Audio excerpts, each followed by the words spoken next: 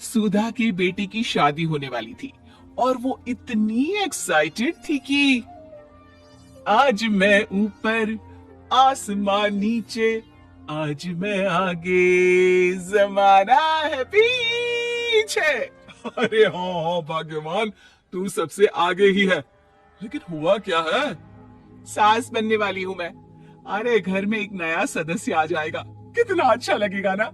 आप और राहुल तो ऑफिस चले जाते थे और मैं पागल की तरह घर में अकेली। अब तो मेरा साथ देने वाली आ रही है इस घर में। बहुत बहुत बहुत खुश हूं मैं। ओहो ठीक है बेगम, लेकिन अपनी खुशी को लगाम लगा कर रखो। क्या पता कैसी आए, तुम्हारा साथ देने वाली आए या फिर ऐसी आ जाए जो तुम्हारी शक्ल देखना भी पसंद ना करती हो। ऐसा क्यों बोल रहे हैं जी? शुभ नहीं बोल सकते तो अशुभ तो ना बोले। अच्छा जल्दी से तैयार हो जाओ, चांदनी चौक जाना है शादी की शॉपिंग के लिए। हाँ हाँ थोड़ी सुबह तो हो जाने दो, दुकानें बाजार खुल तो जाए। तुम सच में ना पागल हो गई हो बहू के आने की खुशी में। बेटा माँ की हरकतें देख रहा था। वो सारी बात फोन पर अपनी होने वाली बीवी राशि को बताता है। फिर पता है क्या हुआ? माँ ना सुबह 6 बजे ही पापा को चांदनी चौक जाने को कहने लगी। दूसरी तरफ राशि कहती है, अरे वाह, ये तो बहुत अच्छी बात है ना। सास इतना सोचने वाली मिल रही है, और क्या चाहिए। मैंने भी सोचा है मम्मी जी के साथ बहुत प्यार से रहूंगी, उनका ख्याल रखूंगी और प्यार करूंगी। राहुल भी खुश था, लेकिन बाजार में सुधा जी और उनके पति को एक अजीब सी दुकान दिखती है जिसके बाहर लिखा होता है, हमारे यहाँ सास बनने की ट्रेनिंग दी जाती है। ये देखिए जरा, लग रहा है आजकल के लोगों को कोई काम नहीं है। अरे सास बनने की भी ट्रेनिंग होती है क्या? दुकान के सामने एक पिंजरा था, उसमें एक तोता बंद था। सुधा की बात सुनकर तोता बोल पड़ता है, अरे नादान औरत, अगर सास सही तो पूरा घर सही रहता है, परिवार बंधा रहता है और आने वाली जनरेशन संस्कारी होती है। लेकिन तू क्या समझेगी? जा जा आगे जा। ओए, तोते बड़ा बोल रहा है, क्यों आगे जाऊं? मैं नहीं जा रही। देखा देखा, तेरे जैसी औरत को तो सास बनने की ट्रेनिंग लेनी ही चाहिए। निकाल 1000 रुपये और जान दर, नहीं तो पूरी जिंदगी रोती रहेगी। सुधा को तोते की बात में दम लगता है। ए जी, निकालो ना जरा 1000 रुपए। अरे पागल हो क्या? जानवर की बात में आ रही हो? किस पागल आदमी की सुन रही हो, जिसे ये भी नहीं पता कि तोता जानवर नहीं पक्षी होता है। चलो निकालो 1000 रुपये और अंदर जाकर सास के रूप में जीवन को सफल कर लो। हाँ जी, बात तो ये सही बोल रहा है। कहाँ मैं आपकी बात में आ रही हूँ? मैं तो अंदर जा रही हूँ, 1000 रुपये दीजिए। पति क्या करता, बीवी की आ गया सर आंखों पर। लेकिन जैसे ही सुधा अंदर जाती है, सामने कई औरतें पहले से ही बैठी होती हैं। मेरी पहली बहू के वक्त मैंने इतना नहीं सोचा था, और आज वो मेरे सर पर चढ़कर नाचती है। गुरुजी, कोई उपाय बताए। तभी गुरु की नजर सुधा पर पड़ती है और वो आंखें बंद कर लेता है। तू पहले भी मेरी दुकान के सामने से होकर गई थी ना, तब क्यों नहीं आई? औरत जो कि गुरु के साथ मिली हुई थी। महाराज, तब पता नहीं था कि सच में सास बनने की भी ट्रेनिंग लेनी होती है। लगा था घर में कोई सदस्य आ रहा है जो सारा दिन मेरे साथ रहेगी, लेकिन ऐसा तो कुछ भी नहीं हुआ गुरुजी। चल फिर पैकेज लेकर 20,000 वाला कल से आ जाना।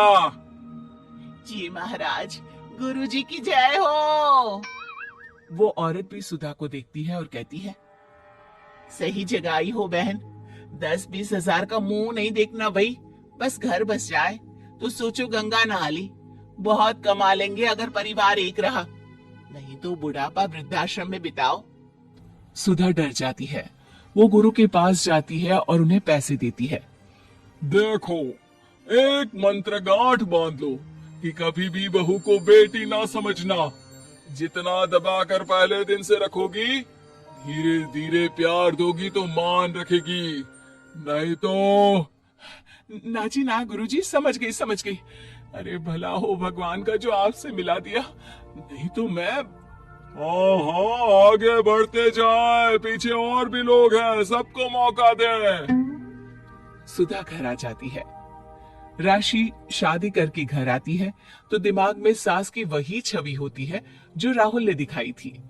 देखो राशि, मैंने काम वाली हटा दी है। वो क्या है ना, 2000 महीने लेती थी, यानी कि 24,000 साल का, और 5 साल में उसे जोड़ो तो 1,20,000 रुपए। माँ जी, और 10 साल जोड़े तो? तभी राहुल आ जाता है। अरे बस बस, इतना मत जोड़ो, फिलहाल भूख लगी है, कुछ खाने को दो। अरे पर बर्तन तो गंदे हैं ना, काम वाली तो आई नहीं, फिर बर्तन कौन धोएगा? अरे कौन धोएगा मतलब? तू धोएगी? मैं? ठीक है, मैं धो लेती हूँ। अब धो धो कर देती हूँ, आप खाना बना ले। अरे खाना भी तू ही बनाएगी? ये क्या बात होती है माँ? क्या हो गया तुझे? कल तक तो कुछ और ही बोल रही थी। लेकिन सुधा का व्यवहार सुधरने का नाम ही नहीं ले रहा था। बहू और बेटा ससुर से बात करते हैं।